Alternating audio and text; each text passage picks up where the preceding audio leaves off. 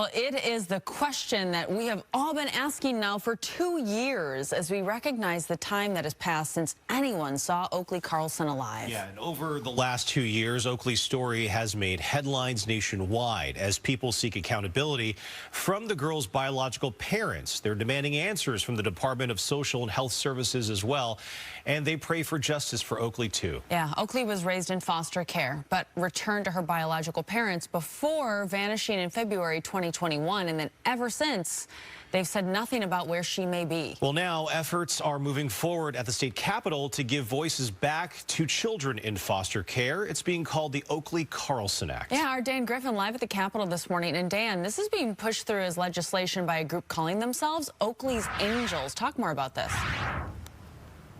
Yes, good morning, too. So if you've driven around the Puget Sound, you know there have been efforts to try to find her. There are billboards that have her face and name. There are also efforts to find her and efforts to stop this from ever happening again anywhere in our region here and across Washington state, which brings us here to the State House. This is what we're talking about here this morning. We're talking about the Oakley Carlson Act. It's also known as House Bill 1397.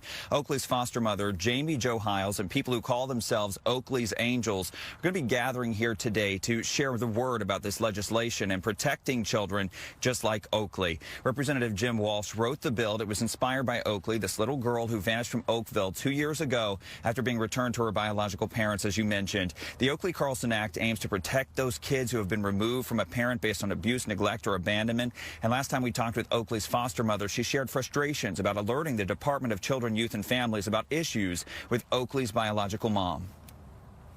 I'm not saying that people can't change, but I just wish that it wouldn't be 6 months. I wish it could be like, a long process of reunification, because it takes a lot longer than 6 months for somebody to change their behaviors. Making sure children are well and making sure that they're well cared for and well provided for, I think, has got to be a top priority of our state government. So, yeah, it's expensive, but it's money well spent.